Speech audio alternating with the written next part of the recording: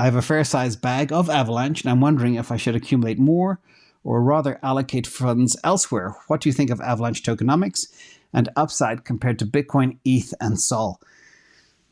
Great question. Now, first of all, we're going to look at it from two perspectives. We're going to look at it from a tokenomics perspective and where it ranks in terms of our top smart contract platforms. And I'm glad people are asking much more about tokenomics because it is very important, but it's not the be all and end all. We'll explain why. So first of all, when it comes to their tokenomics, out of the smart contract platforms, Avalanche ranks in 23rd out of 24.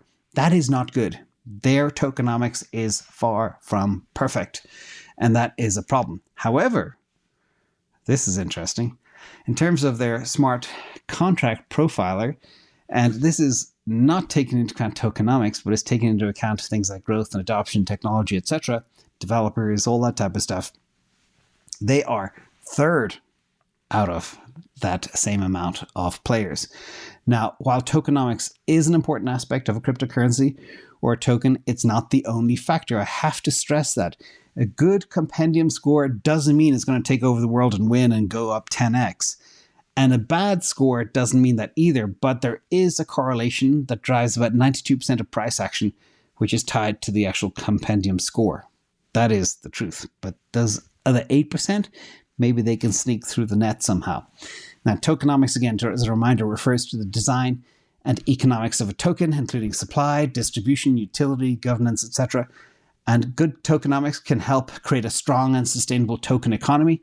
Bad tokenomics can make it more difficult for the project to succeed, lack of trust, etc.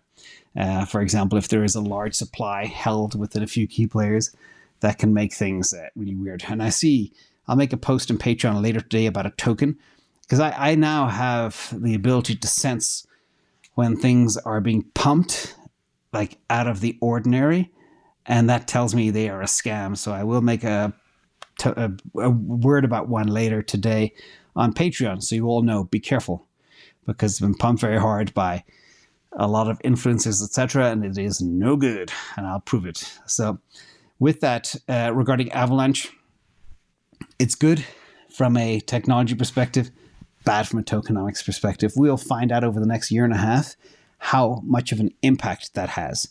As a third placed smart contract platform, excluding, of course, Bitcoin, ETH, etc., just the rest of the rest, it's not bad at all. But will it be held back by the poor tokenomics? This will be an interesting one to watch.